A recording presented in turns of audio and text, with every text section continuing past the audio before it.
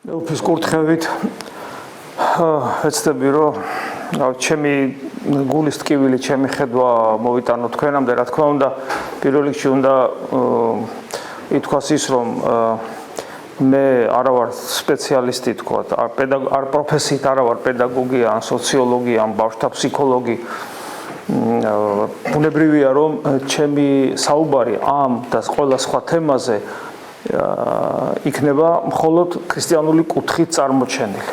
ამ წინასწარ უნდა შევეგუოთ, ამას საერთოდ ხდება ხოლმე ესე რაღაც გარკვეული თემაზე რომ არის ლექცია.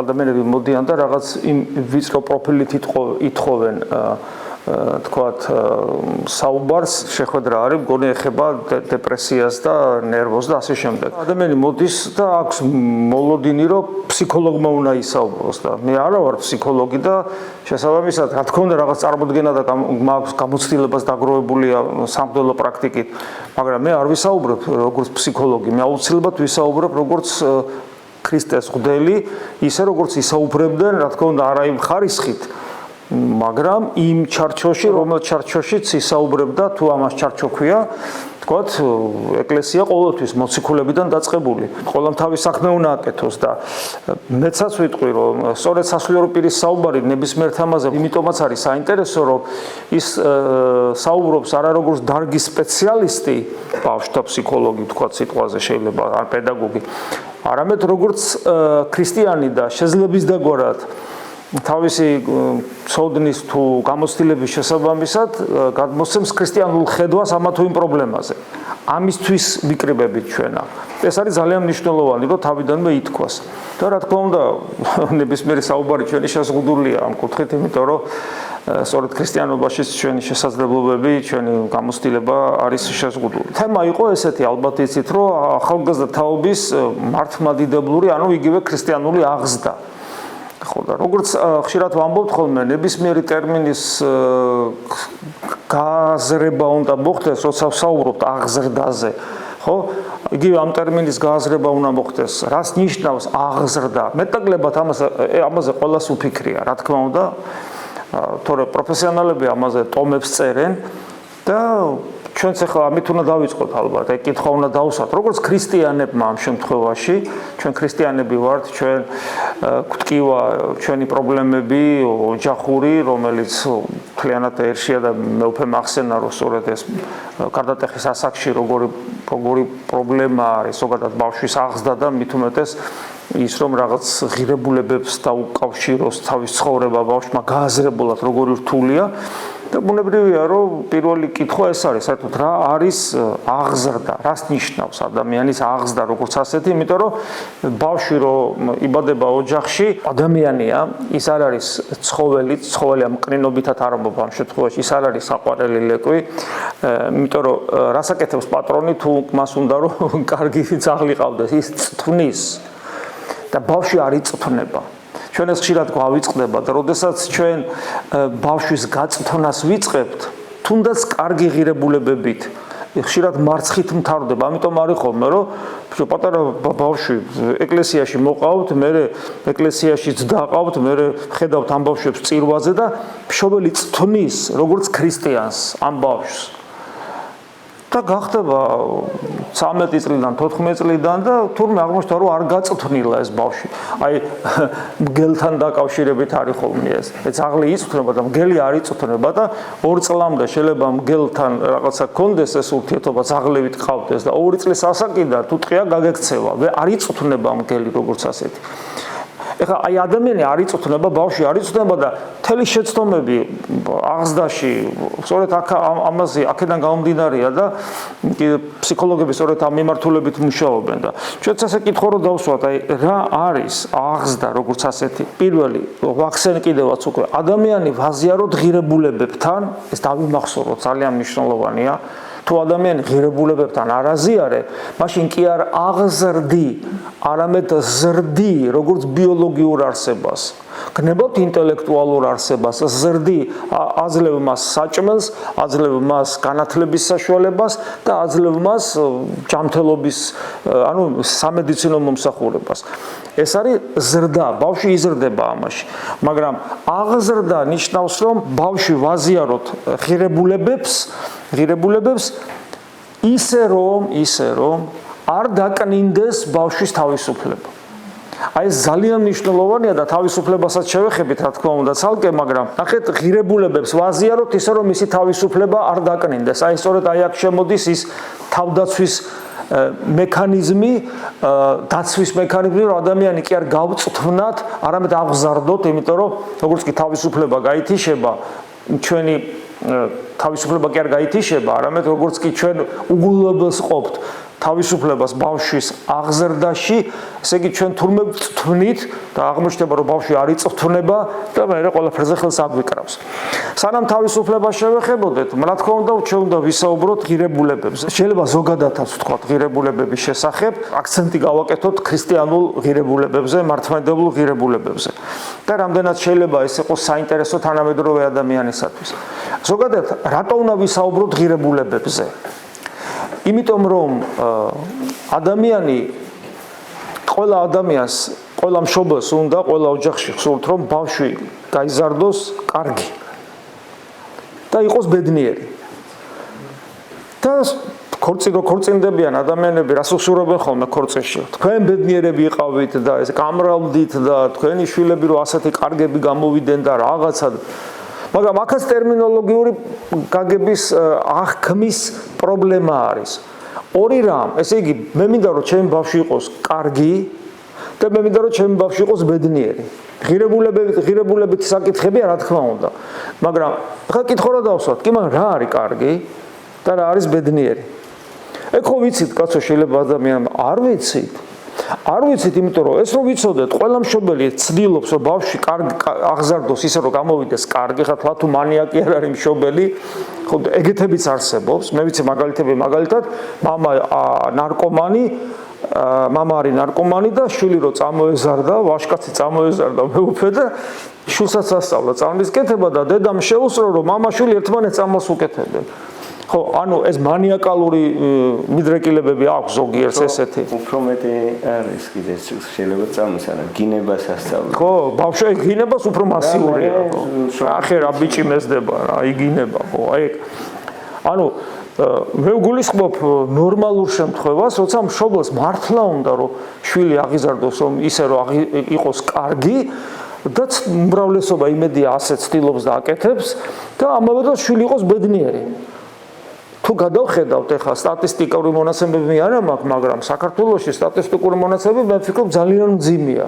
თუ ჩვენი ახალგაზრდაობა არც კარგად ცხოვრობს და არც ბედნიერი არ არის, იმიტომ რომ ბავშვი რო კარგად იყოს აღზრდილი და ბედნიერი იყოს, ის ღამის კლუბში თავს არ დაიავადებს ფსიქოლოგიურად, ფიზიკურად.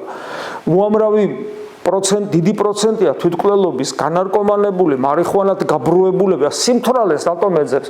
სიმთვრალეში რატო უსურს ადამიანს მყოფობა? იმიტომ რეალურ ცხოვრებაში ის არც ბედნიერია და შესაბამისად სიმთვრალეს უკვე მოძდევს, თავისთავად მოძდევს ყველაფერისასაც ცუდს ვეძახი. აბა რატო ხდება, რომ ესე ყველა მშობელი ცდილობს, რომ ბავშვი იყოს კარგი და ბედნიერი და შედეგი ცუდია, იმიტომ რომ მშობელმა ხშირად თავად არ იცის რა არის კარგი და რა არის ბედნიერება. იმიტომ რომ ეს არის ღირებულებები, რომლის სიღრმისეული გაგების გარეშე თავად მშობელს არ ეცოდინება რა ეს რა არის, ვერჩილს გადასცემს. დაახლოებით ესეთი რაღაც მასიურად იყო საბჭოთა კავშირში, ოჯახებში. მაგალითად ეხლა მე მახსოვს, რომ ჩემი მშობლები ურწმუნოები იყვნენ, ბებიები, ბაბუებიც ურწმუნოები იყვნენ, პედაგოგებიც ურწმუნოები იყვნენ, მეზობლებიც, ანუ ყველა ურწმუნო იყო, ტოტალური ათეიზმი იყო ჩემს გარშემო. ზოგადად ათეიზმი ტოტალური იყო საბჭოთა კავშირში, მაგრამ ვიღაცას იქ ბებია გამოუჩნდებოდა, იქ დეიდა გამოუჩნდებოდა, რაღაცა მეზობელი მაინც ან მასწავლებელი სადღაც, მე არავინ. ამიტომ მე ვიცი ეს რას ნიშნავს ტოტალური ათეიზმი. მაგრამ ეს ტოტალური ათეისტები ჩემს გარშემო, ოჯახი, ამ სიტყვის დიდი გაგებით, სკოლა, ყველანი მასწავლებელი რომ კეთილი ყოფილიყავი, კარგი ყოფილიყავი და შემდეგ, მაგრამ ამ გადასახედიდან რო უყურებ, რა უსუსური იყო ეს ყველაფერი, იმიტომ რომ რას ნიშნავს კეთილი იყავი და კარგი იყავი. გესმით? ამას არანაირი საფუძველი, ეს არის შენობა, არ ქონა, ეს არის შენობა აშენებული საძირკვლის გარეშე, როგორც უფალი ამბობს, სახეობრივად ქვიშაზე აშენებული სახლი, რომელიც პირველსავე შემოტევას ვერ უძლებს და ასე მოხდა ჩემ ცხოვრებაში. პირველი როცა ცოტა უფრო იქიდან რომ გამოდიხარ სასათბურე პირობებიდან რომ გამოდიხარ, პირველსავე შემოტევაზე ყველაფერი იმსხრევა. გესმით, აი ამაშია საქმე. ამიტომ ჩვენ უნდა ვიცოდეთ რა არის კარგი და რას ნიშნავს იყო ბედნიერი. და კიდევ ერთი რამ, რა თქმა უნდა, ქრისტიანობა ამ სიტყვას, ამ ცნებებს, თქვათ, იგივე რა არის კარგი, კეთილი და რა არის ბედნიერება, შინაარსით ტვირთავს. მაგრამ როგორც კი ქრისტიანობას ვახსენებთ, იმ წამსვე მოდის ეს ისა კითხვები, რომ კი, მაგრამ დღეს 21 საუკუნეა, აბა რამდენად შესაძლებელია, რომ არ მოძველდა ქრისტიანული ღირებულებები, არ მოძველდა და ხომ წარმოგიდგენიათ, რომ ამაზე თუ პასუხი არ მაქვს, ან თუ ამ კითხვას ვერაფერი ვერ დაუპირისპირე, არა მხოლოდ ვერბალურად, შეიძლება ვერბალურად ვერაფერი ვერ დაუპირისპირო და ინტუიციურად ფიქრობდე და ინტუიციურად მჯეროდეს, რომ დიახაც აუცილებლად ქრისტიანობაში არის სიკეთეს და მთელი ესე იგი ბედნიერებაც. მთელი უბედურება იმაშია, როცა ადამიანი ამ კითხვას გვისვავს, ჩვენ ხშირად ინტუიციურად, ჩვენი ინტუიციაც კი არასწორად მუშაობს. და შეიძლება მართლა დავეჭრეთ, მაგრამ მართლა ხო, აი შეიძლება რაღაც ოდესღაც რაღაცა იყო, მაგრამ დღეს შესაძლებელი თუ არის ადამიანი ქრისტიანულ ღირებულებებს თავის ცხოვრებაში ატარებდეს. გესმით, აი ეს ძალიან მნიშვნელოვანია ასე რომ ვიცოდეთ და ჩვენ უნდა ვიცოდეთ რა არის ქრისტიანული ღირებულებების ქვაკუთხედი, ის აი დრიტა ყველაზე მნიშვნელოვანი, რის გარშემო მთელი ქრისტიანობა არის აშენებული. და აი აქ შეიძლება ესეთი მოკლე ექსკურსი გავაკეთოთ, აი ძალიან მოკლე, რომლის გარეშეც აღზრდას უბრალოდ ვერ მოახერხებს ადამიანი, შეიძლება ადამიანს ბავშვს რაღაც უნარჩვევები მისცე, რომელიც მას გარკვეული პერიოდით გამოადგება. მაგრამ მერე ეს საბოლოო ჯამში ეს ყველაფერი განწირულია მარცხისთვის. აი მოკლე ექსკურსი ესე რომ გავაკეთოთ. ნებისმიერ ღირებულებას აქვს თუ არა ფასი, თუ ეს ღირებულება არ არის მარადიული. რატო ვამბობ ამას? აი წარმოიდგინეთ, მე აღზარდე ისეთი მაგარი შვილი, რომელმაც თავის ინტელექტუალური პოტენციალი სრულად გამოიყენა, მიაღწია ძალიან დიდ სიმაღლეებს ბიზნესში, ბევრი ფული იშოვა, წარმატებული ადამიანი გახდა და ჩვენ ხო ვიცით ახლა მეტნაკლებად გაგვიგია, როგორია წარმატებული ადამიანების ცხოვრება. თუ ამაზე არ გვიფიქრია, შეგვიძლია ავიღოთ, თქვათ, ნებისმიერი წარმატებული ადამიანის ცხოვრება, მათ ზოგ შემთხვევაში მათზე ბიოგრაფიული რომანები იწერება, ფილმებიც კი არის გადაღებული, ან დოკუმენტალური, ან მხატვრული და ასე შემდეგ. აღმოვაჩენთ, რომ მიუხედავად იმისა, რომ ადამიანმა მოახდინა ამ სოფელში თავის სრული რეალიზება, ჩვენ აღმოვაჩენთ, რომ ეს ადამიანი ბოლოს ბერდება, ავადმყოფობები იწყება მის ცხოვრებაში და მე რაღაც მარტო ყდება რა. აი ეს არის სულ თავი და ბოლო მისი ცხოვრება. და ეს უკეთეს შემთხვევაში, მაგრამ არსებობს უმრავლეს შემთხვევა ესეთი უკეთესი არ არის. არსებობს ძალიან მძიმე განსაცდელები ძალიან ხშირად ასეთი ადამიანების ცხოვრებაში. პირად ცხოვრებაში არ არიან ბედნიერები. გესმით, რაღაცა პრობლემები თავიდანვე ეწყება თავადმყოფობა, ბევრი უსამართლობა მათ კისერზე. ზოგ შემთხვევაში ხდება ის, რომ უსამართლოდ ექცევა ეს ცხოვრება და მის ესეთ წარმატებულ მდგომარეობას არაფერთ აგდებს და მერე ჩაგრავს და შეიძლება სიღარიბაშიც მოკვდეს, ან სრულ მარტოობაში, ან სრულ ცილისწამებაში, განკითხვაში და ასე შემდეგ. აღმოვაჩენთ რომ კი ბატონო ყველაფერი მივეცი ჩემს შვილს მაგრამ მშობელი ნახეთ როგორი ეგოისტია მშობელი თავის ბავშვს უყურებს და სანამ მე ცოცხალი ვარ ხო გაგვიგია რომ და მართლაც ესეა საშინელებაა მშობლისათვის ბავშვის ტკივილი ბავშვის განსაცდელი და მით უმეტეს ბავშვის გარდაცვალება საშინელებაა მაგრამ მეორე მხრივ აქ გარკვეული ეგოიზმი დევს გარკვეულწილად იმიტომ რომ ოღონ მე არ დავინახო და რა შენ რომ არ იქნები ადამიანი წამედგინა მშობელმა იცხოვრა 100 წელი სიტყვაზე და თქვა 20 წლით უფროსია თავის შვილზე ნახეთ რაც უფრო დიდხანს ცხოვრობს მშობელი უფრო მეტი შანსია რომ ის მოესწროს შვილის სიბერეს ხო მინიმუმ მოესწრება დედაჩემს ვეუბნებოდი ხოლმე დედაჩემ დავბერდი თქვა შეგე მე დავბერდი ვერ ხედა მე კი შვილი დაგიბერდა უკვე ბებერია შენი შვილი 60 რო გადაცილდები ხო აღარ ხარ ახალგაზრდა ხო და გესმის ჩვენ ეგოისტურად ოღონ მე არ ვნახო და შენ რო არ ნახავ რა გარანტირებულად მაშინ ადრე მოკვდეს მშობელი და გარანტირებულად თავის შვილს ნახავს მეტნაკლებად კარგ ახალგაზრდას პერსპექტიულს შენი შვილი აუცილებლად დაბერდება გესმით აუცილებლად მოკვდება და კაცმა არ იცის რაც ძიმე ცხოვრებას გაივლის ხო მაგრამ ადამიანს ხო ყველა ადამიანი ხო ეგრეა ყველა ადამიანი ეგრეა ხორციელად მაგრამ ნახეთ ქრისტიანული ღირებულება ქრისტიანულად დანახული ადამიანური ცხოვრება როგორია ჩვენ ქრისტიანობა ღირებულებას აკეთებს აქცენტს რაზე სიცოცხლეზე და ამბობს რომ სიცოცხლე ნიშნავს იმას რომ სიცოცხლე არის მარადიული თუ სიცოცხლე მარადიული არ არის სიცოცხლე არ არის სიცოცხლე ყველაფერი გაქრება მზე ჩაქრება სამყარო გაცივდება გაიყინება და მატერიალური გაგებით ყველაფერი განადგურდება ამიტომ ქრისტიანული ასეთი ექსკურსი რო ჩავატაროთ მოკლედ რა ღირებულებებს მთავაზობს ქრისტიანობა ქრისტიანობა მთავაზობს პირველ რიგში ღირებულებას რას რომ სიცოცხლე არის მარადიული სიცოცხლის გარანტი არის ცოცხალი ღმერთი რომელმაც სამყარო შექმნა და საოცრება არის რომ ღმერთი მარადულად არსებული ყოფიერების საწყისი ცოცხალი ღმერთი და სიცოცხლე იგივეობრივი მცნებებია ანუ სიცოცხლე ისე არ არის რომ იყოს და მე არ იყოს სიცოცხლე სულ არის იმიტომ რომ ის ღმერთია ცალკე სიცოცხლე ცალკე ღმერთი არ არსებობს ღმერთი არის სიცოცხლე მე ვარ სიცოცხლე განკაცებული ღმერთი იტყვის შემდეგ მესამე ღმერთი ქმნის ადამიანს თავის მსგავსად და ხატად ანუ მე და ჩემი შვილი მათ შორის უბრალოდ ბიოლოგიური არსება კი არ არის მე და ჩემი შვილი ვართ იმის ხატი და მსგავსი რომელსაც სამყარო შექმნა სხვა საკითხი ახლა ეს ხო თემაა ხო ამას შეიძლება ცალკე ლექცია მიუძღვნათ ათეიზმი თუ რწმენა ეგ ცალკე თემაა ჩვენ ახლა ამას როგორც მოცემულობას ვამბობთ აქსიომატური მოცემულობა რომელსაც არ ვასაბუთებთ იმიტომ რომ ახლა ამის დრო არ არის უბრალოდ მორწმუნე ადამიანის პოზიციიდან ლაპარაკობთ ესე იგი ჩემი შვილის ბედნიერების გარანტია არის ის რომ ის არის ვინც სამყარო შექმნა იმის ხატი და მსგავსი შემდეგი ეტაპი თოდა მას ბიოლოგიური არსებისაგან რაც არ და გონიერი ბიოლოგიური არსება იყოს განასხვავებს ის რომ ჩემ შვილს შეუძლია მასთან კომუნიკაცია ანუ ადამიანს ჩემ შვილს შეუძლია ღმერთთან კომუნიკაცია მის პოტენციაში ეს ძევს მის პოტენციაში შემდეგი ეტაპი ეს არის ის რომ გავუყოთ ქრისტიანულ სწავლებას ღმერთი მოდის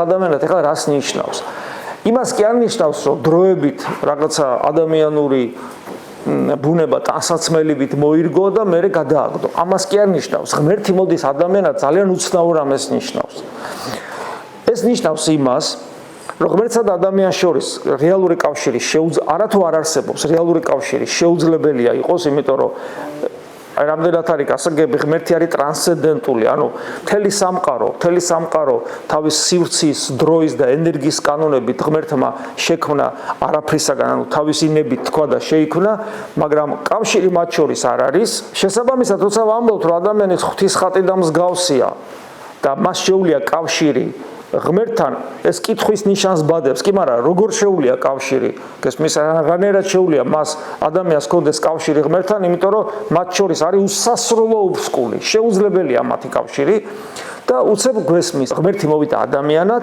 და ეხლა ეს რას ნიშნავს პირველ რიგში ვიტყვით იმას, რომ იესო ქრისტე პიროვნულად, როგორც სუბიექტი, ვინ, პერსონა, ადამიანი არ არის, ის არის სამყაროს შემოქმედი ძე ღმერთი. რა თქმა უნდა, ღმერთი რეალიზდება თავის ღვთაებრივი ბუნებით, რომელმაც 2000 წლის წინ გადაწყვიტა, რომ თავისი პიროვნების, პერსონის რეალიზება მოეხდინა ადამიანური ბუნებითაც, რომელიც მიიღო მარიამისაგან, ხო, ქალწულისაგან იშვა. ეს რას ნიშნავს? იცით, რომ ღმერთსა და ადამიანს შორის ზღვარი მოიშალა, იმიტომ რომ ერთი პიროვნებაა ღმერთის და ადამიანის. ოღონდ ეს ზღვარი კი მოიშალა, მაგრამ ერთმანეთს კი არ შეერია.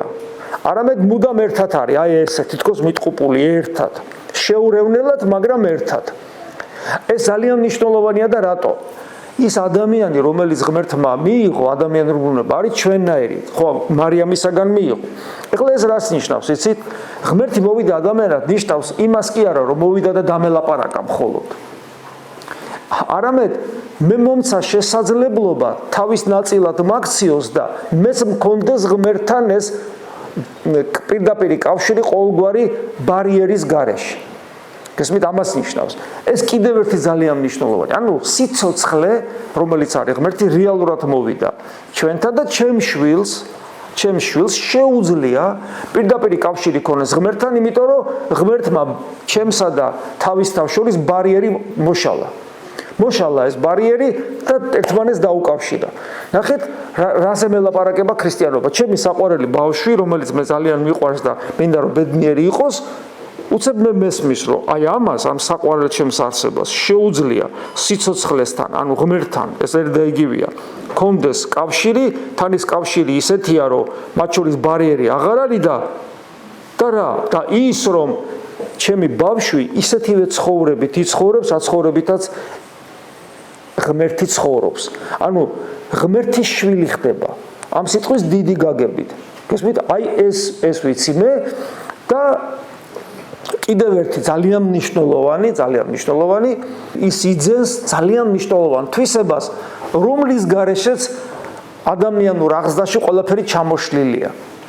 ეს არის თავისუფლება. იმიტომ რომ ღმერთი გახდა ადამიანი, იმიტომ რომ ადამიანი გახდეს ღმერთი, ოღონდ საღვთო ენერგიით და მადლით, ღმერთი გახდა ადამიანი, იმიტომ რომ ადამიანში ღვთის ხატება და მსგავსება რეალიზდეს და პირველი უმთავრესი თვისება, რითაც ადამიანი ღმერთს ემსგავსება, ეს არის თავისუფლება. რა არის თავისუფლება? ეხლა ძალიან საინტერესოა.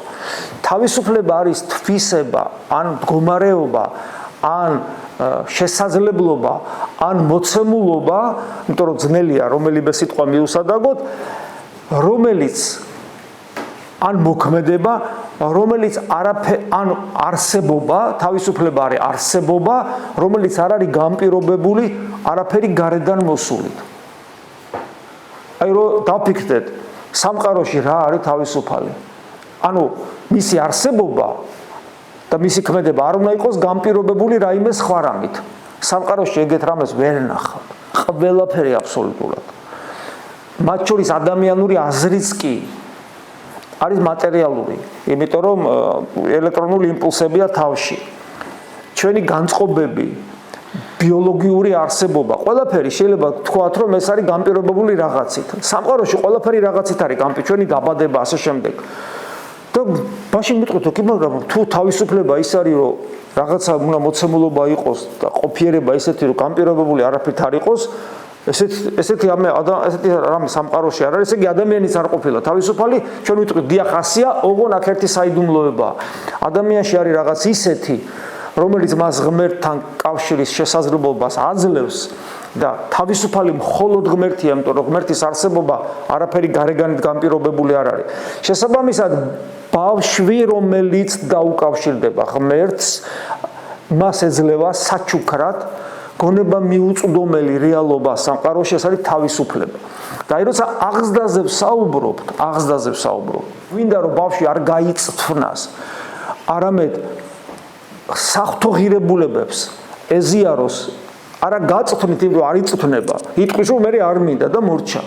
არამედ მართლა მოხდეს ეს, ამიტომ ბავშვი უნდა აღიზარდოს ისე, რომ არ დაკნინდეს მისი თავისუფლება.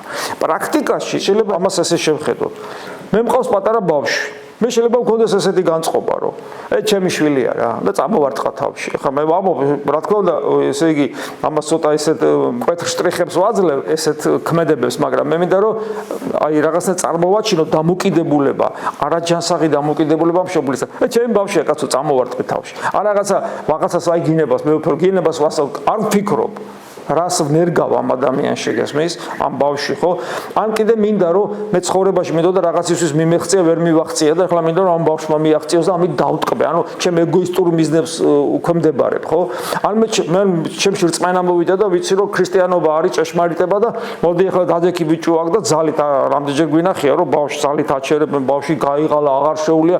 ანუ მინდა რომ ბავშვი გავწვთნა თუნდაც სწორი ღირებულება იყოს და ძალით ვაიძულო, ან ასევე, ესე იგი, მასზე ესე ვიმოქმედო, რა ქვია, აბა წამოვარტყა თავში, მასზე ვიმოქმედო როგორც ჩემს საკუთრებაზე, რასაც როგორც მე გეტყვი, ისე უნდა გააკეთო, ჩემი საკუთრებაა ესა და მავიწყდება, რომ ბავშვი თუ ჩემი შვილია, ეს ჩემი შვილობა არის უკანასკნელი პოზიცია. პირველი პოზიცია არის ის, რომ ეს ბავშვი არის ღვთისხატი და მსგავსი არსება, რომელიც არის თავისუფალი. და მე პირველ რიგში ის ღვთისშვილია, რომელიც არის პოტენციურად თავისუფალი და მე თუ ამათ და პიროვნება და მერია ჩემი შვილი. ჯერ ის არის და მერია ჩემი შვილი და მე თუ ამას არ გავითვალისწინებ, მე ვებსით უნებლიეთ მის თავისუფლებას შევეწინააღმდეგები და ეს ვერ მოხდება, შეუძლებელია რომ ბავშვის თავისუფლება გატეხო და მე ის ამხედრდება აუცილებლად მშობლის წინააღმდეგ. რაც ხდება ხოლმე ძირითადად გარდატეხის ასაკში. და როდესაც ჩვენ საუბრობთ აი ესეთ ღირებულებებზე და მათ შორის თავისუფლებაზე და ქრისტიანულ ღირებულებებზე, კითხვა ჩდება რომ რამდენად არის ეს შესაძლებელი დღეს ადამიანმა მიიღოს ახალგაზრდამ. ნახეთ, მე თავისუფლება შემთხვევით არ მეხსენებია. როცა ჩვენ დღეს სხვადასხვა ქრისტიანობას წარმოვაჩენთ სხვადასხვა ღირებულებებით, თქვა მორჩილება, აუცილებელი ფენომენია. მშობლებისადმი პატივისცემა, აუცილებელი და ასე შემდეგ. ბავშვს ხშირად ეს არ ესმის.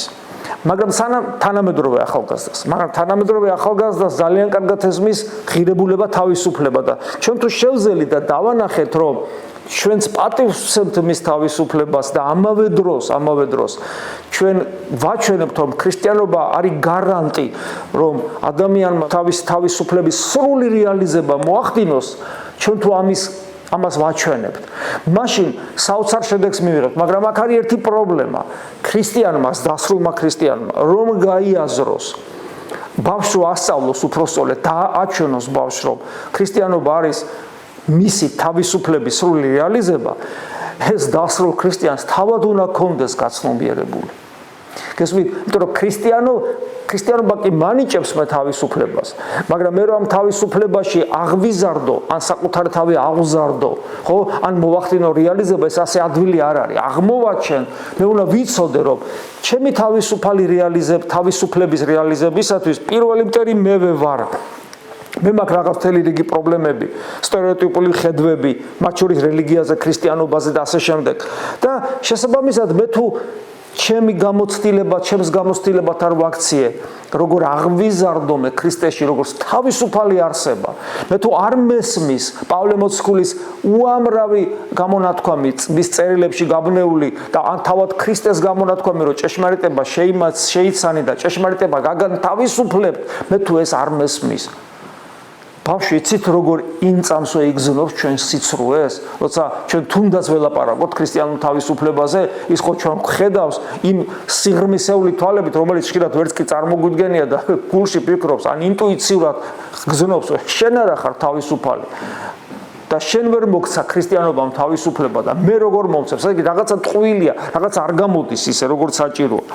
ამიტომ ყველაზე დიდი სირთულე ბავშვის აღზრდაში ეს არის პირადი მაგალითი და გამოცდილება. ჩვენ შეიძლება ბრწყელად უკაცრავად ჩემ თავზე ვიტყვი, ბევრი ვესაუბროთ ბავშვს, მაგრამ პირადი გამოცდილება და პირადი მაგალითი თუ არ მექნა, ჩემი ყოველი სიტყვა აღმოჩნდება უსუსური და უძლური. ეს ძალიან მნიშვნელოვანია. და რა თქმა უნდა, როცა ვსაუბრობთ პირად მაგალითზე და გამოცდილებაზე, კიდევ ერთი კითხვა ჩდება, რა არის ქრისტიანული ცხოვრების გამოცდილება?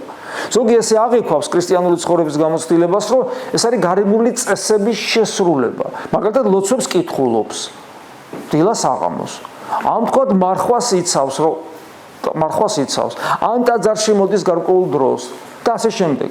აღმოჩნდება, რომ სიღრმისეულად თუ ადამიანი გააცნობიერებს, არც ლოცვის ტექსტების კითხვა, ლოცვა და არც ხორციელი საკვების მოკლებაა მარხვა.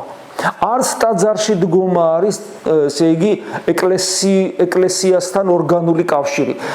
ეს არის ყველაფერი გარეგნული ფორმები, შეიძლება აუცილებელი, მაგრამ მისი სიღრმე თუ არ მესმის, მე არანაირი პირადი გამოცდილება არ მექნება და ესეთი ადამიანები დამერწმუნეთ პატარა გამოცდილებით გეუნებით და ალბათ სხვა მამების დამეთანხმებენ და მე უფრო მით უმეტეს, რომ უამრავი ადამიანი არსებობს ეკლესიის წიაღში, რომელმაც მრავალი ათეული წელი გაატარეს ეკლესიაში, ლოცულობდნენ კიდევაც, მარხულობდნენ კიდევაც და ეზიარებოდნენ კიდევაც, მაგრამ წარმოდგენა არ აქვთ რა არის ქრისტიანობა და ქრისტიანული თავისუფლება. ანუ მათი პირადი გამოცდილება ქრისტიანობაში ნულოვანი ღირებულების არის და ვერ აღზრდის ამ დროს ადამიანი ბავშვს. და კიდევ ერთი და ამით მე დღევანდელ შეხვედრას დავამთავრებთ, იმიტომ რომ ზუსტად ის პერიოდი ვისაუბრეთ, რაც საჭირო იყო და მე კითხვა-პასუხზე გადავალთ. როცა ჩვენ ვსაუბრობთ, რომ ბავშვი აღზარდოთ ღირებულებებით და რა თქმა უნდა და ისე რომ მისი თავისუფლება არ შეილახოს, ერთ-ერთი უმთავრესი ღირებულება, რითაც ადამიანი ქრისტიანი ხდება და რომლის გარეშეც ადამიანი ქრისტიანი არ არის, რაც არ უნდა გარეგნულად სწორად ცხოვრობდეს და ვერც თავისუფალი ვერ გახდება ვერასოდეს და ვერც ბავშვს ვერ მისცემს ქრისტიანული აღზრდის და ქრისტიანული ყოფობის მაგალითს, ეს არის ღვთისნება. ღვთისნების გაგების გარეშე და ღვთისნების საკუთარ თავში რეალიზების გარეშე არ არსებობს მთავარი მდგომარეობა ქრისტიანისა სიწმინდე. აი როცა თქვენ ეზიარებით წირვის დასასრულს მთელი აღამაღლებს ძღვენს, უკვე გარდასახულ ძღვენს და ამბობს წმინდათა, ანუ ამბობს რომ ძღვენი წმინდაა, იმიტომ რომ ქრისტეს ხორცია და ეს სიწმინდე, რომელიც ამაღლებულია, არის წმინდათა, ანუ წმინდანებისთვის. და თუ ადამიანი არ არის წმინდა, მისთვის ზიარება არაფრის მომცემი არ არის. ეხლა ამ შემთხვევაში რა თქმა უნდა კითხვა გიშდებათ, კი მაგრამ წმინდანი ვისით გამოსახული, მე რა წმინდა ვარ ადამიანი ტყვის. ორი გაგება აქვს ამ ტერმინის, წმინდანი, რომელიც არის ღმერთთან, ის არის წმინდანი, დიახ. და წმინდანი ამავე დროს ამ ტერმინს ორი გაგება აქვს და წმინდანი ამავე დროს არის ადამიანი, რომელიც ცხოვრობს, ან ცდილობს იცხოვროს ღვთისნების მიხედვით. აი მაგალითად გახსოვთ უფალი რო ფეხებს ბანს მოწაფეებს, პეტრესთანაც მივა და პეტრე ეუბნება უკუნისამდე არა დამბანო და მე რო ეტყვის რომ თუ არ დაგმან ჩემთან წილი არ გექნება, მე ეუბნება ფეხების დამბანე ხელების თავის და უფალი ეუბნება არა. განწმენდილს არ ჭირდება არაფრის დაბანა, ეგ არის ძალიან სიმბოლური ღრმა აზრი, ახლა ამას არ ვეხები და თქვენ წმინდანები ხართ. ეუბნება მოციქულებს გარდა ერთისა ამბობს. ყველანი წმინდანები ხართ და იუდას სახელს არ ახსენებს, მაგრამ და რატომ იყვნენ წმინდანები ისინი? პეტრე მე გარკვეული დროის მერე იტყვის, რომ მაგკაც არ ვიცნობო და მოციქულები ამ სიტყვის გაგებით ხორცში მყოფი ადამიანი რას ნიშნავს? თქვენ წმინდანები ხართ. რატომ არიან წმინდანები? იმიტომ რომ ისინი უფლისნების გამტარებლები არიან მიუხედავად მათი სისუსტეებისა. გესმით? აი ძალიან მნიშვნელოვანია. ამიტომ ჩვენ თუ გვინდა რომ ბავშვი აღზარდოთ სწორად თავისუფლებაში და შესაბამისად სწორად აღზრდა ჩვენ წარმოვაჩინოთ არის ქრისტიანული ღირებულებებით აღზრდა, იმიტომ რომ ქრისტიანული ღირებულებების მარადიული პერსპექტივა გააჩნია და შვილი რომელიც ხელთ მიპყრია ის თუ ქრისტიანული ღირებულებების მიხედვით აღიზრდება, ის მარადიულად სიცოცხლებს ღმერთში და მე მასთან მე თუ გადავრჩი ერთად მარადიული ურთიერთობა გვექნება და თან ის თავისუფლებაში აღიზრდება, იმიტომ რომ თავისუფალი მხოლოდ ღმერთია. ეს მხოლოდ იმ შემთხვევაში მოხდება თუ მე ვასწავლი ბავშვს რა არის ღვთისნება. აი ბავშვი ხო იზრდება, აი პატარაობიდანვე, ჩვილობიდანვე შეიძლება უკვე გააზრებულად მეტყველებს. ბავშვმა იქიდან უნდა იცოდეს ღვთისნება რა არის. მაგრამ მე მინდა გითხრათ, რომ აბსოლუტურად შეუძლებელია ეს. ეს არის უპერსპექტივო მცდელობა იმ მშობლის მიერ, იმ ქრისტიანი მშობლის მიერ, რომელმაც თავად არ იცის რა არის ღვთისნება. როგორ შეიძლება ადამიანმა არ იცოდეს ღვთისნება, ადამიანი გააპროტესტებს თუ ქრისტიანია, როგორ არ შეიძლება. მაგის მეტი რა ვიცი, რომ ადამიანთა ძალიან დიდმა ნაწილმა, მეგულისხმობ ქრისტიანებს, მაზიარებლებს, არ იციან რა არის ღვთისნება. აი ეს არის ერთ-ერთი უმთავრესი პრობლემა. ხოდა მე თუ არ ვიცი რა არის ღვთისნება, ღვთისნება ნებით ვერ აღზრდის შვილს, ამიტომ ნებისმიერი ჩემი მცდელობა, რომ ის ქრისტიანულ ღირებულებებში აღზარდო, რომელიც ჩემ შვილს მარადულ სიცოცხლეს მიანიჭებს, კრახისთვის იქნება განწირული. ამიტომ პირველი მშობელმა რაც უნდა გააკეთოს, ქრისტიანმა მშობელმა, სანამ შეუდგება, ანუ შვილის აღზრდას თავიდანვე უნდა შეუდგეს, ხო? მუცელში რო ყავს, აი მუცელს დედის წიაღში იქიდანვე ეს არის გაიაზროს ადამიანმა, უფალო, შენ რა არის ღვთისნება, უფალო, შენ რა გინდა? და კიდევ ერთი ნიუანსი და ამით დავასრულებ. მამაუჩვენოში არის ლოცვაში მამაუჩვენოში არის იყავ ნება-შენი. საერთოდ ყოველი ლოცვა გულიდან უნდა იყოს ამოხეთქილი, როგორც აი ადამიანი რო იხჩობა და ღმერთო მიშველე, განწირული სამოძახილი უნდა იყოს. და იყავ ნება-შენი, ასევე განწირული ადამიანის ამოძახილია. იყავ ნება-შენი. ნახეთ, როგორ უნდა გამწარდეს ადამიანი, რომ ღმერთს უფალმა გითხრა, აი სათხოვარები თქვენი. როგორ ვევედროთ ღმერთს? აი თქვენი პროგრამა ცხოვრების. როგორი გამწარებული უნდა იყოს ადამიანი საკუთარი ნებით, რომ ღმერთს თხოვდეს, არა ჩემი, არა შენი ნება იყოს. გესმით, რა პრაქტიკა უნდა ქონდეს გავლილი მას სულიერ ცხოვრებაში. აი ღვთისნების გაგებას და ღვთისნებით ცხოვრებას ჭირდება ქრისტიანული ღვაწლი, თავგანწირული ერთგულება უფლის. რომ მერე ეს გაცნობიერებული და გათავისებული და შესისხორცებული შენ შვილს გადასცე. შენ თუ არა გაქვს შესისხორცებული, ბავშვი ეგრევე ტყუილს შეგატყობს. შენ უნდა გქონდეს. საბოლოო დასკვნა ესეთია.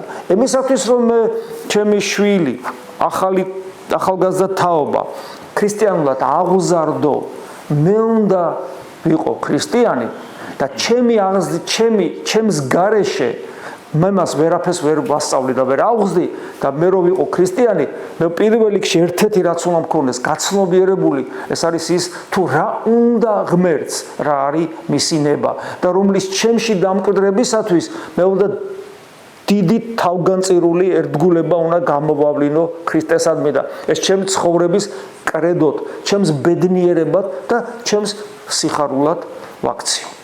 ანუ ჩვენი პასუხისმგებლობა სახეზეა. ჩვენ თუ არ გადავრჩებით, ჩვენ შვილებს გადარჩენის გზას ვერ ვაჩვენებთ. აი ღვთისნებაზე გვესაუბრებოდით, რომ უნდა გავიგოთ რა არის ღვთისნება, ხო? ანუ ადამიანი მშობელი, რომელიც ცდილობს იცხოვროს ქრისტიანულად, რომელიც კითხულობს სახარებას, ეცნობა წმინდა მამათა ცხოვრებას და მაძიებელია. აი რას ნიშნავს ღვთისნება? ანუ სახარება, ღვთისნება, ანუ სახარებაში რასაც უფალი გვეუბნება. აი მე ჩემ შვილს მინდა რომ ეს გადავწეს ეს ცოდნა, ხო? აი ეს არის ღვთისნება თუ აი რას გულისხმობთ როცა იძახით ღვთისნება? გასაგებია. ეს რა თქმა უნდა ხო ხვდებით ახლა ღვთისნებას ერთი ლექციას კი არა ყოფა ღვთისნებაზე რომ ვისაუბრო და მოკლედ თუ ვიტყვით შეიძლება ასე ვთქვათ რომ დიახ სახარებაში არის განცხადებული ღვთისნება, იმიტომ რომ ღმერთი რომ ადამიანად მოვიდა ადამიანურად ესაუბრა და ის ბევრ ადგილას სახარებაში პირდაპირაც კი ამბობს რომ ჩემგან ისწავლეთ, ეს არის ჩემი ნება, ზოგჯერ იმპერატიულადაც კი საუბრობს. და რა თქმა უნდა ჩვენ სამწუხაროდ ვიცით ისეთი ქრისტიანები რომლებიც ისე დაბერდენო სახარება არის. მე მინახავს ქრისტიანები, რომლებიც მართლა დაბერდნენ ეკლესიაში, ზოგი ესე იგი მსახურობდა ეკლესიის მსახურიც კი იყო, თქვა მე დავითნეს ტიქაროსანი მგალობელი რა და ის არ იცოდნენ რომ ქრისტე ღმერთია. გესმით? ანუ ეს სამწუხარო რეალობაა, ეს მსგავსი რამე არსებობს. მაგრამ სახარებაში კი არის გადმოცემული, მაგრამ ნახეთ თეორიული ცოდნა ღვთისნების არაფერს იძლევა. ნახეთ, ერთია რომ თეორიულად არის გადმოცემული და მეორეა ღმერთს ვევედრები რომ შენი ნება იყოს, იმიტომ რომ მე უნდა ჩემი საკუთარი გამოცდილებით აღმოვაჩინო რომ ღვთისნება, რომელიც სხვათაშორის ერთი წაკითხვით სახარებაში მას ვერ იპოვი, ანუ მე მაგალითად 35 წელი, რაც ეკლესიაში ვარ, თითქმის ყოველ დღე ვკითხულობ სახარებაში გულისხმობ სახარებასაც და მოციქულთა წერილებსაც. თითქმის 25 წელი ყოველ დღე ვკითხულობ, ვამბობ ხოლმე, რომ ხა დღეს ტელეფონი ყველგან თან დაგაკ ტელეფონში მაქვს წმინდა წერილი და სუთან მაქვს რა და თქვათ ეხლა მანქანაში რომ მოვდიოდით, მანქანაში რაღაცას თქვათ ვკითხულობდი, ხო? არ არსებობს დღე, როცა რაღაც ახალი არ ეთქვა უფალს. ანუ ღვთის ნება ამოუწურავია და ის მუდამ ესე იგი აცხადებს საკუთარ თავს თუ შენ ცდილობ რომ უერთგულო, მაგრამ მისი რეალიზება არის რთული და მისი რეალიზების სირთულეში წააწყდები მე თქო ღმერთს რომ შენინება იყოს. ანუ ეს არის პრაქტიკაში რეალიზებული ის რაც გამოცხადებით მოგვეცა. ეს არის რომელიც რა თქმა უნდა რთული გასაკეთებელია. ანუ ფაქტობრივად რა გამოდის რომ ესე იგი შენი სულიერი ზრდის შესაბამისად იგებ და მე რეალიზებას ვცდილობ ღვთისნებისას. ამიტომ ეს ცალსახად ეს რომ სახარებაში წავიკითხე, ესე არ გამოდის. ანუ მას სჭირდება პრაქტიკა. აი როგორც ლოცვა რა არის? პავლე მოციქული ამბობს რომ მოუკლებელი ლოცულობდეთ. სხვაგანაც ამბობს გავს სიტყვას. სხვათა შორის გრიგოლ პალამა რო ეკამათება იმას კალაბრიელს მათ შორის იმაშიც განიკითხავს, რასაც ჩვენ ხშირად კალაბრიელის სიტყვას ვიმეორებთ ხოლმე.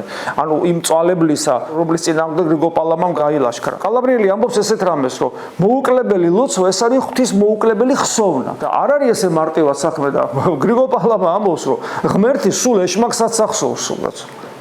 ეშმაკი ანგელოზია და რა ავიწყდება რომ ღმერთი არსებობს. ანუ ღმერთის ხსოვნა არაფერს ცulis. საჭიროა მასთან პიროვნული კომუნიკაცია და პიროვნული კომუნიკაცია ეს არის უბრალოდ მდგომარეობა კი არ არის. ეს არის მტაცებლური მდგომარეობა. სასופველიც ის აიძულების და ვინც აიძულებს ის მიიტაცებს. ანუ თუ ვიტყვით რომ ლოცვა ეს არის მოუკლებელი ლოცვა, ეს არის ღვთის მუდმივი ხსოვნა და გარკვეული მდგომარეობა, ეს არ არის სწორად გამოთქმული. მოუკლებელი ლოცვა ხსოვნაც არის, მდგომარეობაც არის, მაგრამ ამის გარდა არის მესამე ყველაზე მნიშვნელოვანი. აი სუიქით იწევ რა, სულ ღმერთისკენ იწევ და სულ ვედრებით მდგომარეობა გაქვს გულში. ანუ ენერგია არის, ვექტორი მიმართულია, გესმის? ასევეა ღვთისნება ზუსტად. ღვთისნება ვიცი რა, რას ნიშნავს რა, ვიცი ღვთისნება რა. მუდმივი მდგომარეობაა, როცა ადამიანი მუდმივად ცდილობს, ენერგიულად, ვექტორია გულის მიერ შიგნით, რომ მას უერთგულოს. აი ეს არის და ეს არის სერიოზული პრობლემა, მე მინდა გითხრათ, რა ვიცი, აი შევღალდე მე რომ მკითხოთ, ჩემი მთავარი პრობლემა რა არის? ჩემი პირადად, აი რომ თეოდორებს პრობლემა რა არის? რომ მუდამ ღვთისნებას, ნების რეალიზებას ახდენდეს ჩემი გული. ეს არის ჩემი უმთავრესი საქმე და პრობლემა. და როგორც კი მშობელი ასე ცხოვრობს, მის სიტყვას უკვე შვილზე ძალა აქვს. გესმით? რათა საოცრება ისა, რომ ეს ხო რაც არ უნდა პარადოქსალურად ჟღერდეს, ეს თანაზიარია თავისუფლებასთან. გონიერი ლოცვით ბავშვის აღზრდა რამდენად მოიპოვებს მაგი არ თქვით? ეგ არის ახლა. გონიერი ლოცვით ბავშვის აღზრდა, გონიერი ლოცვა მხოლოდ გონიერია. არა გონიერი ლოცვა არ არსებობს. ახლა ადამიანი რო კითხულობს მაგალითად აი მამაოჩონო რომელი ხარ ცათაშინა წმინდა იყავს სახელი შენ და ასე კითხულობს 30 წელიწადია. და უცებ ასეთ ადამიანს კითხო, რას ნიშნავს წმინდა იყავს სახელი შენ? ან კითხო მაგალითად, რო იძახია მოვედინს უფევაშენი მოვედეს გინდა რომ ეხლა მოკვდე გარდა აბა ეხლა სიკვდილი არ მინდა აბა როგორ ეხლა მოვედინს უფევაშენი მისი სასופველის დამკვიდრებაა და ეს შენი გარდაცვალებასაც გულისხმობს გინდა თუ არა ან მაგალითად კარგი გარდაცვალებაზე გვერდით გავტიოთ მოვედინს უფევაშენი ღვთისამეფოს დამკვიდრება შენს გულში მზად ახარ შენ ამისათვის გიფიქრე ამაზე ეს რა არის ან იყავნება შენი კარგია რომ ამბო იყავნება შენი ამბობ მაგრამ როდებ ამ წინგს და გადიხარ რამდენად აკონტროლებ საკუთარ თავს, რამდენად ჩართულია შენში ღვიძარებისა და სიფხიზლის სათნოება, რომ ყოველ წამს ღვთისნებას აღასრულებდე. რამდენად არ ახარ შეპყრობილი არაწმინდა გულისთქმებით, თვალის ცეცებით, უსაქმურობით, უფუნქციობით სამყაროში. არაფერს არ აკეთებ, უფუნქციო ხარ, უსაქმური ხარ, უბრალოდ გესმის. რამდენად განუკითხველობით ადამიანებთან არაფაქიზი დამოკიდებულებით, რომელიც ვლინდება შენ მზერაში, შენ სიტყვაში და ამას კიდე რამხელა გამოცდილება ჭირდება, შენს ხმის ტონალობაში რამხელა გამოცდილება ჭირდება, რომ ეს აკონტროლო. აბა მაშინ ეშმაკი უკასრავად შებულებაში კი არ გასულა. ის არც ერთ წამს არ გაპატიებს. ამიტომ როცა შენ ამბობ იყავნება შენი ეს მთელი გესმის გააზრებულიც უნდა გქონდეს და შესაბამისად მე მის ახსრულებას უნდა ცდილობდე. ამიტომ ლოცვა უნდა იყოს გონიერი ნიშნავს იმას, რომ პირველ რიგში გქონდეს გააზრებული და სულმან ახალი ღვთისმეტყველი ამბობს, რომ ნახეთ რა სიტყვებს ამბობს, ისი არაფერის ზაგს ღმერთს, როგორც გაუაზრებლად წარმოთქმული ლოცვის სიტყვები. ეს სასიკვდილოცოდაა სხვათა შორის. არა მოიღო სახელი უფლისა ამაოსა ზედა. სასიკვდილოც არა მოკლა, არა იმრუშო, არა იპარო. კერპი არ შექმნა და იქვე არის. ღვთისახელი ამაოდ არ ახსენო. გესმით? რამხელა დიდი ცოდვა არის, ესე ლოცვის როყიოთ წარმოთქვა და ვილოცე, რა ილოცე. და მერე კიდევ ერთი. ლოცვა გონიერი ხდება მაშინ, როდესაც ლოცვა წარმოითქმება და ლოცვის ენერგია, მოდი დავარქვათ ესე აზრობრივი ენერგია, გაბნეული არა სადღაც სივრცეში, ღმერთს სადღაც ელაპარაკები. თუნდაც ხატის წინ გავარ და ხატს ველაპარაკები. ხატი არის განწყობის შესაქმნელად და არა იმისათვის, რომ ხატს ველაპარაკო.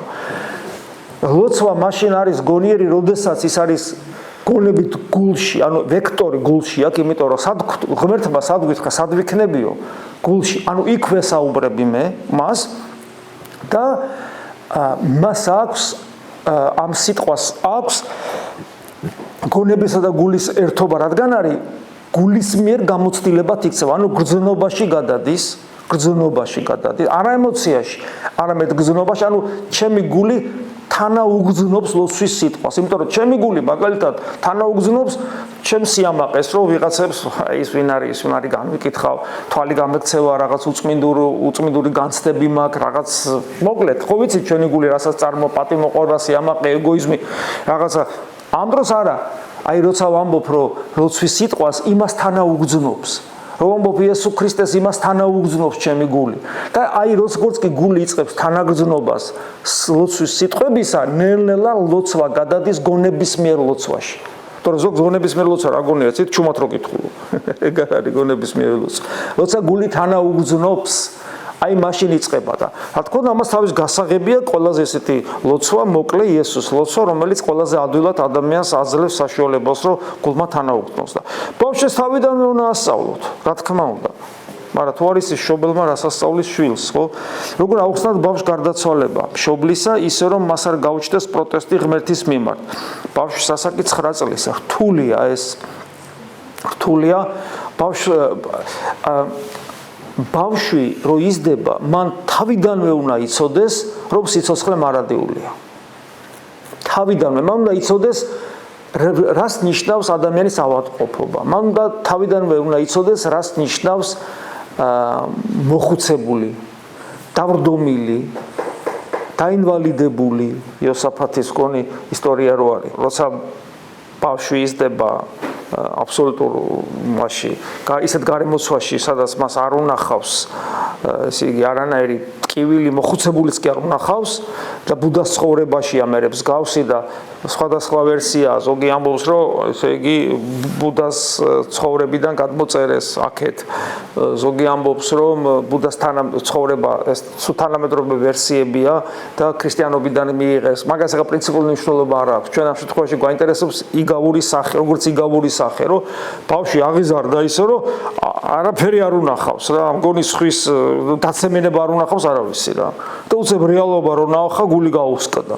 ხო, რაღაც ესეთი ბავშვმა უნდა თავიდანვე იცოდეს. მოხუცი, ავადმყოფი, გარდაცვალებული ადამიანი, გესმის? არის ხოლმე რა, ბებია გარდაეცვალება რაღაც ბაბუა ოჯახში და შვილიშვილს გაარიდებენ და არაჩვენებენ გარდაცვალ ადამიანს. ასე რომ ბავშვი თავიდანვე უნდა აღიზარდოს ისე, რომ მან იცოდეს, რომ ხორცი არ არის მარადიული, რომ იცოდეს, რომ არსებობს მარადიული სიცოცხლე, არსებობს ღმერთი, იესო ქრისტე ადამიანად მოსული ღმერთი და მაშინ უკვე ყველაფერი ეს იოლია. და არა ისე, რომ ბავშვს ყველაფერს როცა უმალავენ რა. მაგრამ ამას მშობელი უნდა ახდენდეს ძალიან გონივრულად და ძალიან ჭკვიანურად. არა ისე ნაჯახივით კი არ უნდა მიაჯახოს, უნდა ბავშვი აღიზარდოს ამაში. გვაინტერესებს მოსაყდრის შესახებ, როგორი პიროვნებაა, მანამდე სად იყო ეპისკოპოსი და ასე შემდეგ. მეუფეშიოს შესახებ პირველ რიგში მინდა ვთქვა, რომ პატრიარქმა გამოირჩია ეს ადამიანი მოსაყდრედ და მე პირადად ვენდობი პატრიარქს და რა თქმა უნდა ჩვენ გვაინტერესებს თუ რა ნიშნით მოხდა ეს გამორჩევა და მე რამდენადაც მე ვიცნობ მეუფეშიოს, შემიძლია ვთქვა, რომ ეს არის ადამიანი, რომელიც ძალიან პრინციპულად, განუხრელად და სიზუსტით იცავს მართლმადიდებლობას, ცდილობს პრაქტიკაში განახორციელოს და დამცველი არის მართლმადიდებლობისა ეკლესიაში. ამას აქვს თეორიული და პრაქტიკული საფუძვლები. ეს არის ადამიანი, რომელიც იცავს პრინციპულად მართლმადიდებლობას და აი მაგალითად ეხლა რომ მან პრეზენტაცია გააკეთა წიგნის ალექსი შუშანიაზე, რომელიც მისი სადისერტაციო ნაშრომის მონოგრაფია იყო, ორი ნიუანსი გამოყო, ესე იგი, რატომ გააკეთა აქცენტი ალექსი შუშანიაზე, რატო აიღო ეს თემა, იმიტომ რომ ეს პირდაპირ ასე ამბობს, წმინდა ალექსი შუშანია იყო ისიქასტი და მონაზვნური სკოლის დამაარსებელი. ეს ის ორი აქცენტია, რომლის გარეშეც მართლმადიდებლობის სიწმინდე ვერ იქნება დაცული და ამაშიც გამოვლინდა მისი პოზიცია ამ ხრივ. და ნუ აქედან გამომდინარე გასაგებია თუ რატომ გამოირჩია ის პატრიარქმა მოსაყდრედ და ჩვენ საერთოდ უნდა გვიხაროდეს, რომ დღევანდელ სოფლიოს რო გადავხედავთ მეტნაკლებად ეკლესიის სიტუაცია ვიცით, უნდა გვიხაროდეს, რომ ჩვენს ეკლესიაში არსებობენ მართლმადიდებლობის ასე მტკიცედ დამცველი ეპისკოპოსები. რა პრაქტიკულ რჩევას მოგცემთ, რომ შევძლოთ ქრისტეს მუდმივი ხსოვნა საკმაოდ დატვირთულ და სტრესულ სამუშაო პირობებში და არ ჩავიძიროთ ამას სოფლის სულში. ეს არის მართლაც აი ეგზისტენციალური კითხვა არის რა. რა უნდა გავაკეთო იმისათვის, რომ ამ ცხოვრება, ნამდვილი ცხოვრება არ დაფაროს. თითოეული კითხვა არის სალექციო თემა.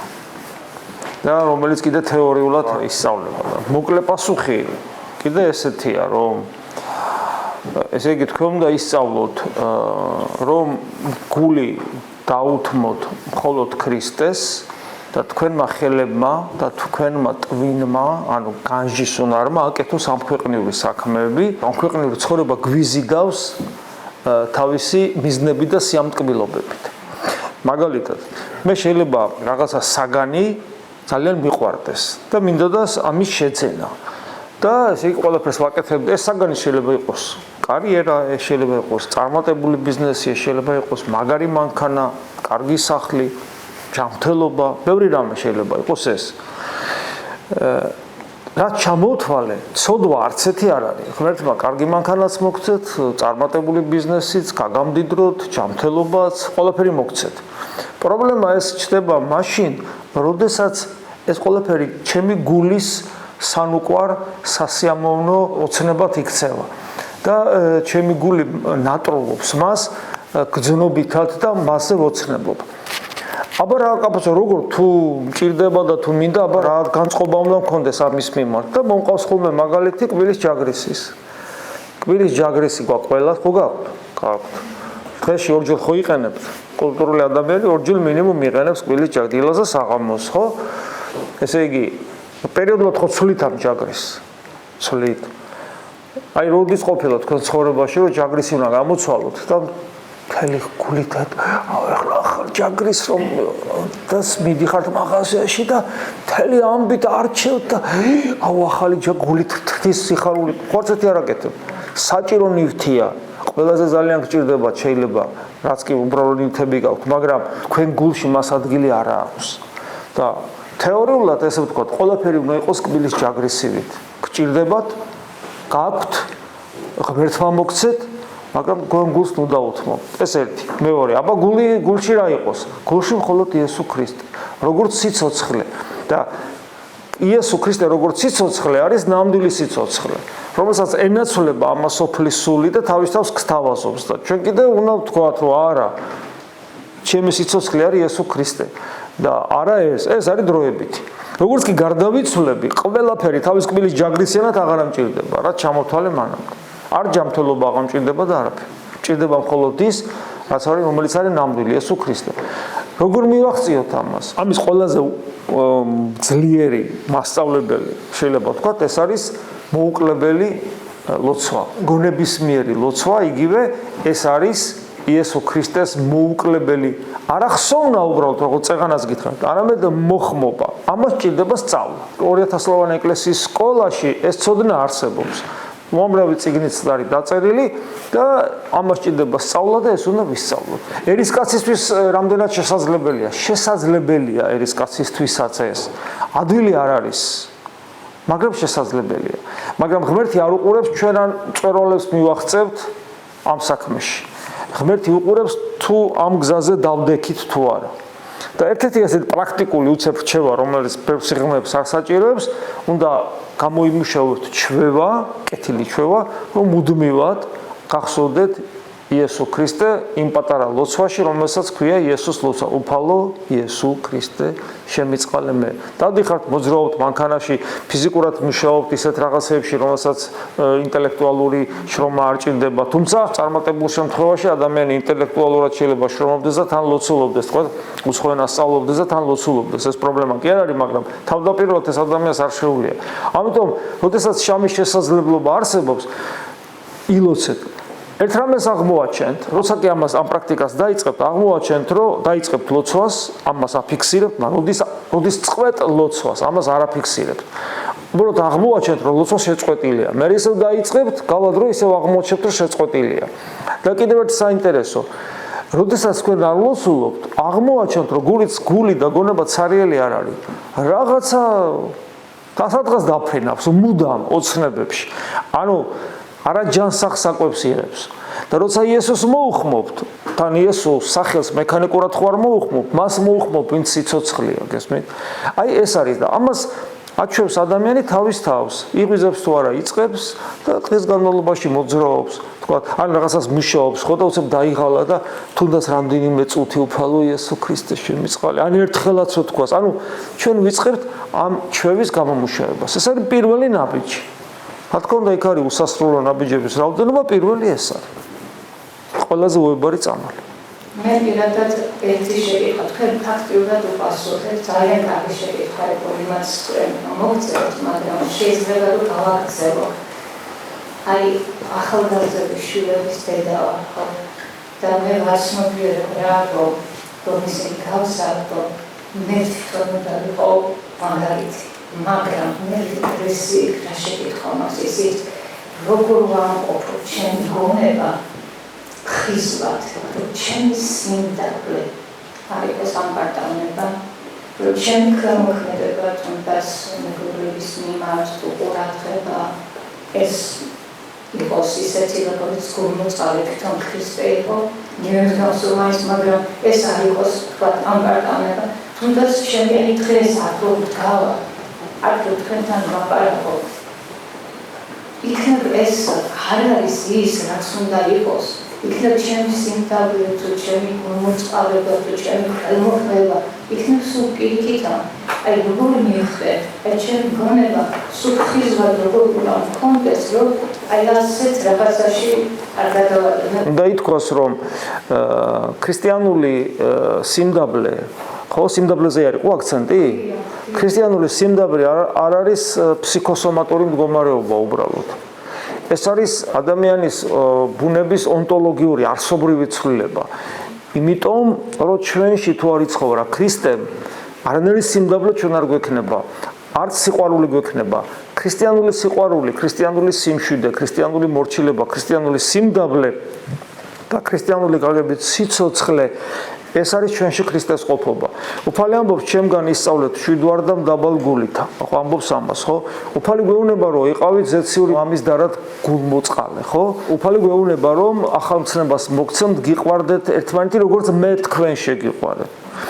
და ამავე დროს უფალი გვეუბნება, რომ თქვენი გულის კარებთან ვდგავარ და გიკაკუნებთ, ეგება ვიღაცა მისმინოს და ამავე დროს უფალი ამბობს, რომ ჩემ მორწმუნეს და ვისაც მე ვუყვარ ვარ, მამაც შეიყვარებს, ამავე დროს სულიწმინდა ღმერთს ახსენებს და მამაძე და სულიწმინდა მკვიდრდება ადამიანის გულში და ქრისტეს მორწმუნეს გულში აქვს მადლის წყარო, საიდანაც მდინარეები მიედინებიან მარადული სიცოცხლისგან. ანუ ეს ადამიანი ხდება ღვთის ტაძარი, თავიდან დაბადებული და ახალი ქმნილება.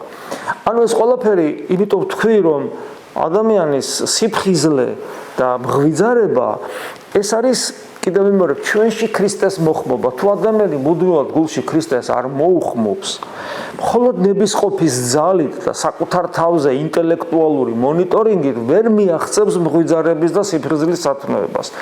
თუ ქრისტემ არ ჩვენ მხოლოდ თანამშრომელი ვართ, აი პავლე ამბობს, ჩვენ თანამუშაკნი ვართ ქრისტესთან. ჩვენ მხოლოდ თანამშრომელნი ვართ. აი ჩვენ უძღების შვილები ვართ, უძღების შვილი არა არის. უძღების შვილის ერთ-ერთი განმარტება არის გონება როგორ ბრუნდება გულში. ესე იგი უძღების შვილთან ნახეთ რა არის, რომ ესე იგი მას ძალიან გაუჭირდა და მისი ადამიანური ქმედების მწვერვალი რა იყო? ესე იგი კვდება ადამიანი, მიხვდა რომ ძალიან ცუდი რამე ჩაიდინა, სინდისი აწუხებს და ამბობს, მოდი წავალ მამასთან და მონად და მოჯამაგირეთ დაუდგები. ეს არის მისი მაქსიმუმ, რომ შიერი არ მოვკვდე. რომ გადავრჩე. ეს იყო მისი მაქსიმუმი და აი ესე წალასლასდა მამისკენ. და მამამ რამისა ისეთი პატივი, რომელიც მას არასოდეს ქონია. ეს არის სამოსელი პირველი, ესე იგი სამეფო სამოსელი, ანუ ხამუნი, ანუ იმპერატორის წაღები, ბეჭედი, ანუ ესე იგი უპირატესობის რაღაც სრული ღირსებები მისცა. ასეც არათუ ვერც იოცნებებდა, არც ქონია არასოდეს მას ესეთი რამე. ნახეთ რა საოცარი რამეა და ქრისტიანობა გვეუბნება, რომ ჩვენი საბოლოო მდგომარეობა არის უძღების შვილის დაბრუნებული, აი რა სამოსელი პირველი ჩემოსვა, ბეჭედი, ანუ ის მდგომარეობაა ჩვენ. ის კი არა რომ შიერი არ მოუკვდეთ, არამედ შვილი უნდა გავხდეთ ღმერთისა, ოღონდ ამას ღმერთი იძლევა მხოლოდ. ღმერთის გარეშე ეს არ გამოვა. შეიძლება შიერი არ მომკვდარიყო იჩანჩალებდა და შეიძლება მამას არც მიიღო, მამა მორბის, გახსოვთ როგორ არის, რომ დაინახავ შვილი მოდის, მამა მორბის გულში იკრავს. ან თუ მილასლასლებოდა, ის უფროსი ძმა გააგდებდა იქიდან. ანუ არანაირი შესაძლებლობა მას არ ქონდა. ანუ ღმერთთან თანამშრომლობის გარეშე შეუძლებელია რომ გქონდეს სიმდაბლე, რომ გქონდეს სიფხიზლე, მღვიძარება და ყველაფერი მთლიანობაში ეს იწოდება მისტიკად, ანუ საიდუმლოებად და პავლე მოციქული ამას ასეთ რამეს ამბობს. მე თქვენ განგიცხადებთ კოლოსელთა მიმართ ეპისტოლეში.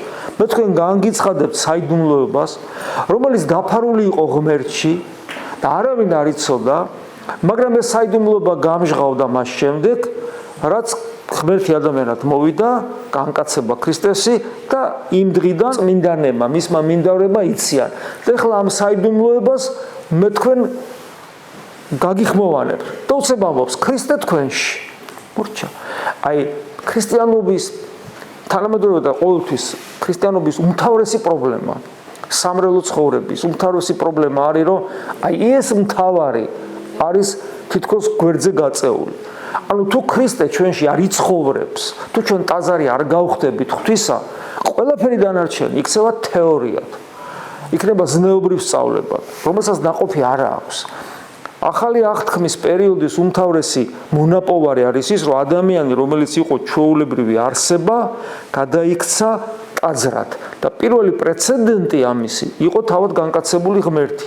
ოღონდ ქრისტეში, იესოში მთელი ღვთაებრიობაა დამკვიდრებული მთელი სისავსით, როგორც პავლე მოციქული ამბობს, ხოლო ჩვენ როგორც ქრისტეს ნაწილში დამკვიდრებულია ღმერთი იმდენად, რამდენადაც ჩვენ პიროვნულად შესაბამისად გულს გავუხსნით. მაგრამ მთავარი დანიშნულება იმისა, რომ ქრისტეს ვეზიარებით არის ის, რომ ქრისტე დამკვიდრდეს ჩვენში. ეს წიგნის ლოცვებშიც არის ამის შესახებ. გესმით? ამიტომ როცა ადამიანი საუბრობს, აქცენტს აკეთებს სულიერ ცხოვრებაში, თქვათ სიყვარულზე, ზნეობაზე, თქვათ ასე შემდეგ რაღაც სათნოებებზე, ისე რომ ამ მისტიკურ მხარეს არ ითვალისწინებს, მაშინ ყველაფერი წყალში იყრება. ზიარებას მაშინ საერთოდ რა აზრი აქვს? ადამიანს საკუთარი ნებისყოფის ზარით რაღაც შეუძლია აკეთოს და რამდენი ათეისტის გვინახავს და სხვა დენომინაციის წარმომადგენელიც, რომლებიც სოციუმში შეიძლება სიყვარულით შეუძლია თავგანწირვას, თავარი არის ქრისტე ჩვენში ცხოვრობდეს. ეს არის თავარი და ამას ჭირდება ადამიანისგან თანამშრომლობა. და თუ ჩვენში ქრისტე იცხოვრებს, მაშინ დაბალის ვიქნებით, სიამაყეც გაიქცევა ჩვენგან და სიფხიზლე და მღვიძარება იქნება ის მუდმივი კონტროლი საკუთარ გულზე, რომელიც ქრისტეს მიერ განხორციელდება და არა ჩემი შეხედულებით.